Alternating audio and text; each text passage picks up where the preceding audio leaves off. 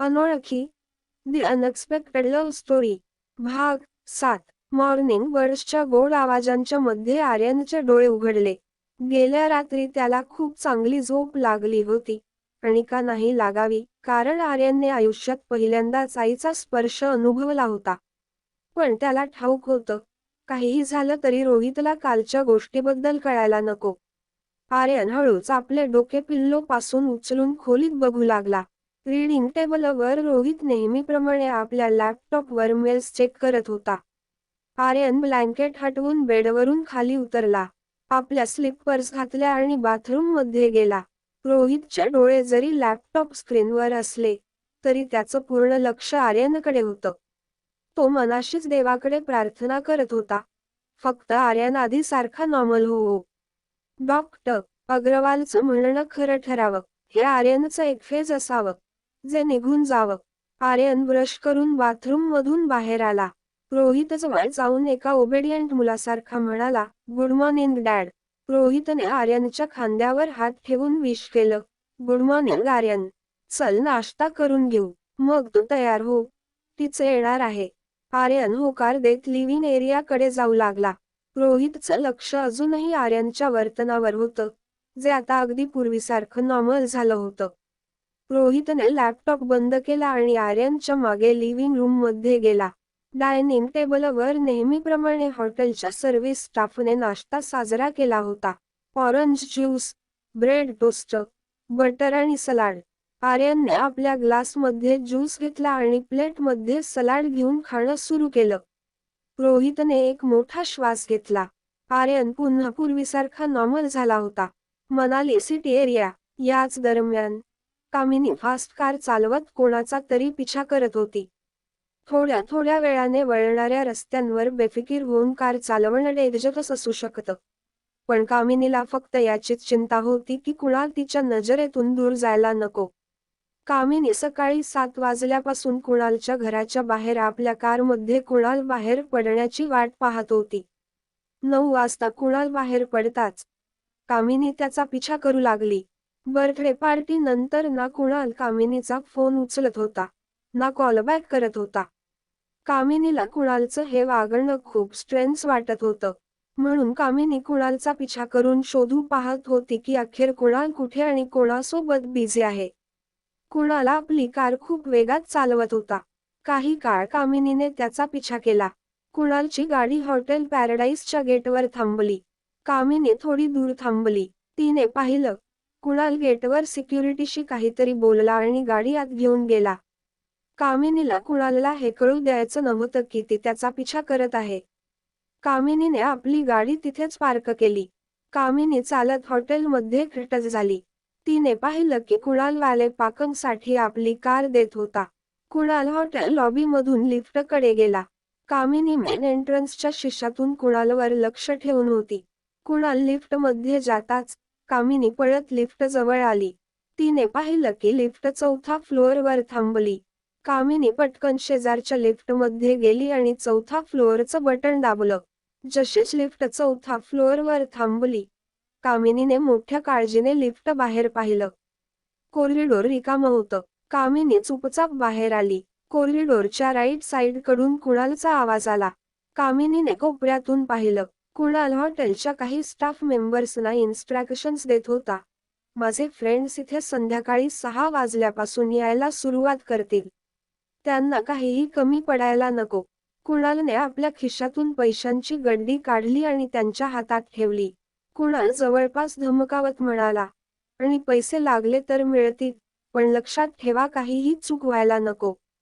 यानंतर कुणाल त्यांच्यासोबत बॉलरूममध्ये गेला.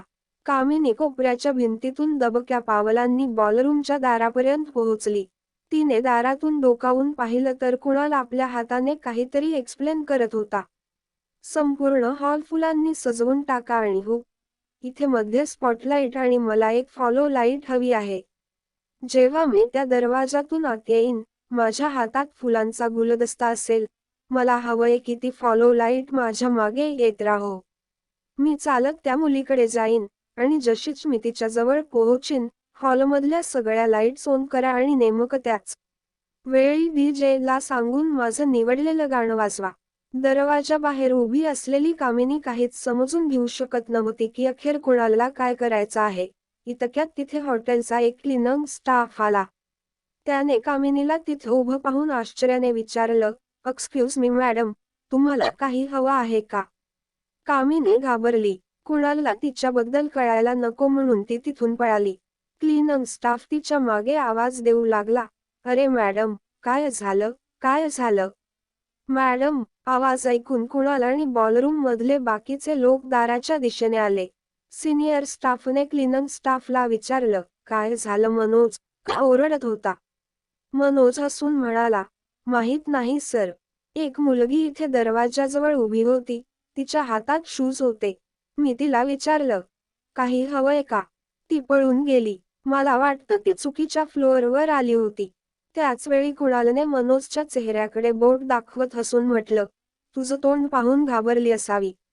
बाकी स्टाफवाले मनोजवर हसायला लागले. कुणालने मनोजच्या हातात 2,000 रुपये दिले. आणखी काही पैसे दाखवत कुणालने म्हटलं, "माझं एक काम करशील? काम झालं तर आणखी 2,000 देईन." मनोजने आनंदाने कुणालला म्हटलं, "नक्की करीन साहेब, तुम्ही काम सांगा." कुणालने आपल्या खिशातून फोन काढला. फोनच्या गॅलरीमध्ये जाऊन त्याने रागिणीचा फोटो मनोजला दाखवला. जेव्हा अनिका त्याला कॉफी शॉपमध्ये भेटायला आली होती, तेव्हा कुणालने चुपचाप तिचा फोटो काढला होता. कुणालने मनोजला फोटो दाखवत म्हटलं, "या मुलीला नीट पाहून ठेव. हिचं नाव रागिनी आहे आणि ही तुझ्याच हॉटेलमध्ये थांबली आहे. तुला फक्त हे शोधायचं आहे की ही हॉटेलच्या कोणत्या रूममध्ये आहे." यानंतर कुणालने खिशातून एक लेटर काढलं आणि मनोजला समजावलं, "जशीच ही भेटेल, तिला हे लेटर द्यायचं आहे." मनोजने फोटो पाहिला आणि आत्मविश्वासाने हसून म्हणाला, "फिकर करू नका, साहेब. तुमचं काम होईल. लेटर हिच्यापर्यंत पोहोचेल." कुणालने मनोजच्या पाठीवर थोपटलं आणि तिथून निघून गेला.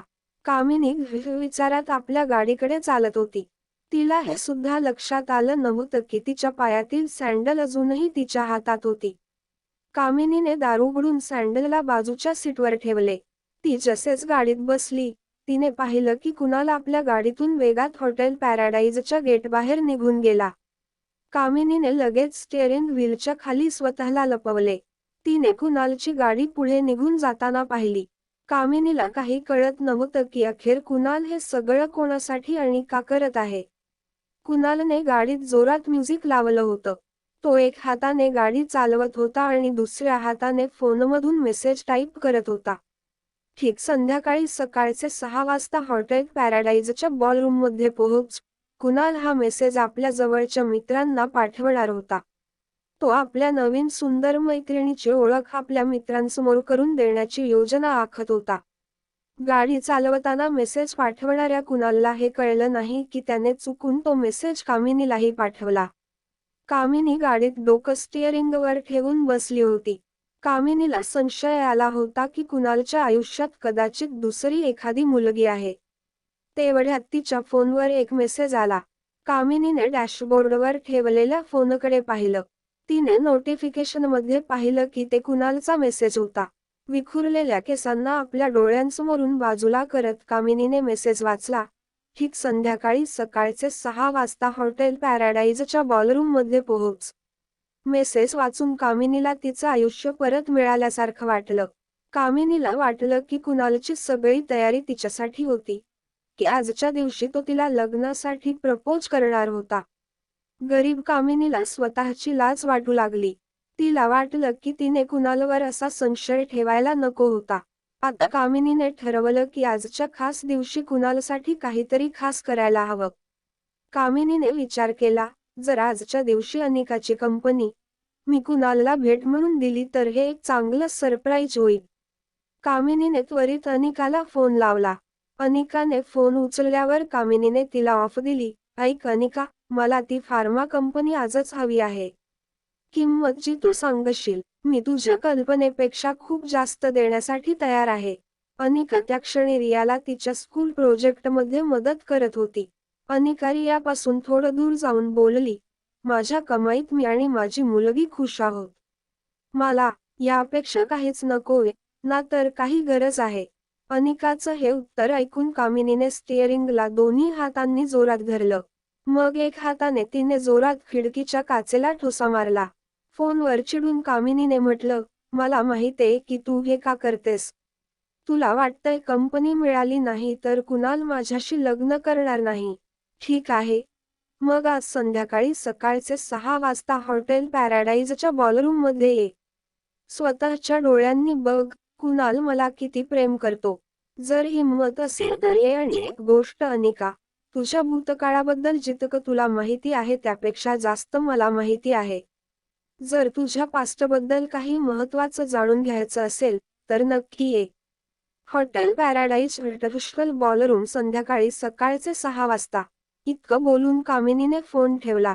अनिका चकित झाली. कामिनीला नक्कीच अनिकाच्या भूतकाळाशी संबंधित काहीतरी माहिती होती.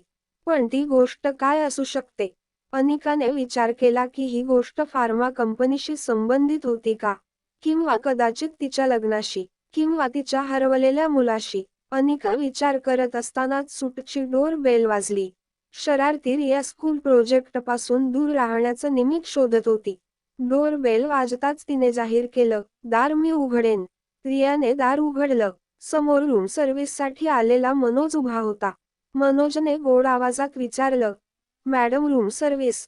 रियाने हसून मनोजला आत येण्याची खूण केली. मनोज व्हॅक्यूम क्लीनरने फर्श साफ करू लागला. तेवढ्यात त्याचं लक्ष बाल्कनीत उभी असलेल्या अनिकाकडे गेलं. मनोजला तात्काळ लक्षात आलं की हीच ती मुलगी आहे जिला तो शोधत होता. रूमचे क्लिनिंग संपवून मनोजने आपलं व्हॅक्यूम क्लीनर उचललं आणि दुसऱ्या हाताने कॅप थोडी वर करून अनिकाकडे बघून म्हणाला, thank you ma'am. Hope you have a great day. अनिकाने तिच्या पर्समधून 100 रुपयांची नोट काढून मनोजच्या हातात ठेवली. मनोजने त्याच्या खिशातून कुणालचा लेटर काढला आणि अनिकाच्या हातात दिला. जाताना मनोज परत एकदा हसून अनिकाला थँक्यू म्हटलं. अनिकाला वाटलं कदाचित हे हॉटेलचं काही बिल असेल. तिने लेटर उघडलं. त्यात जे लिहिलं होतं ते वाचून अनिका चकित झाली. लेटरमध्ये लिहिलं होतं, शेवटी आमचं लेटर तुमच्या रूमपर्यंत पोहोचलं. आपल्या मैत्रीला एक संधी दे. आज संध्याकाळी सकाळचे 6 वाजता हॉटेल बॉलरूम मध्ये. लेटरच्या हस्ताक्षरावरून अनिकाला कळलं की ही कुणालचीच करामत होती. पण अनिकाला समजत नव्हतं की जर कुणाल आज संध्याकाळी बॉलरूम मध्ये कामिनीला प्रपोज करणार होता तर त्याने अनिकाला तिथं का बोलवलं होतं. सूट 2401. रोहित आपल्या सूटमध्ये व्हिडिओ कॉन्फरन्सिंगद्वारे कंपनीच्या बोर्ड मेंबर्स सोबत मीटिंग अटेंड करत होता. त्याच्या फोनवर कंपनीच्या आयटी हेड सॅमचे वारंवार कॉल येत होते. रोहितला माहीत होतं की सॅमकडे नक्कीच डॉक्टर अमृताविषयी काही बातमी असेल. कॉन्फरन्स संपवून रोहित सॅमला फोन लावणारच होता. तेवढ्यात आर्यनच्या ट्युशन टीचर मेरी आर्यनच्या रूममधून बाहेर आली. मेरी 35 वर्षांची, उंच सावळी आणि प्रभावशाली व्यक्तिमत्व असलेली बाई होती. मेरीच्या चेहऱ्यावरचा राग स्पष्ट दिसत होता. मेरीची चाल थोडी विचित्र होती. ती चालताना असं वाटायचं जसं एखादी मॉडेल कॅटवॉक करत असावी. आर्यनच्या रूममधून बाहेर येताच मेरी जोरजोरात रोहितला आवाज देऊ लागली, mister Rohit, mister Rohit. Your son is just impossible. Mister Rohit, तुम्ही माझं ऐका. आर्यन नॉर्मल नाहीये. त्याला स्पेशल मुलांसोबत, स्पेशल शाळेत पाठवलं पाहिजे. मेरीने रोहितला अनेकदा हे सांगितलं होतं. पण रोहित जेव्हा कधीही ही गोष्ट ऐकायचा, तो नेहमी ते टाळायचा.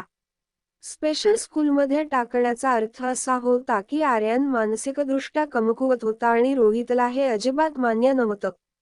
रोहितने मेरीला सोफ्यावर बसण्याची विनंती केली आणि म्हणाला, प्लीज बसा. काय झालं ते सांगा. मेरी म्हणाली, मिस्टर रोहित, मी तुम्हाला कसं समजावू. आर्यन प्रत्येक विषयातच खूप कमजोर आहे. जर एखादं मूल 1-2 विषयांमध्ये कमजोर असेल तर ते समजण्यासारखं आहे. पण आर्यन प्रत्येक विषयातच शून्य आहे. EVS त्याला कंटाळवाणा वाटतो आणि गणित त्याच्यासाठी खूप अवघड आहे. तो ना होमवर्क करतो, ना ट्युशनच्या वेळी अभ्यासावर लक्ष देतो. मी त्याच्याबद्दल अगदी त्रस्त झाले आहे, मिस्टर रोहित. रोजच्या या तक्रारी ऐकून रोहित त्रासला होता. पण तरीही त्याला तीच तिचं आर्यनला शिकवत राहावी असं वाटतं होतं. रोहितने ड्रायव्हरला चेकबुक आणायला सांगितलं आणि एक चेक साइन करू लागला. To be continued. व्हिडिओ आवडला असेल तर लाईक करा, शेअर करा आणि चॅनेलला सबस्क्राईब करून बाजूची घंटी नक्की दाबा. धन्यवाद.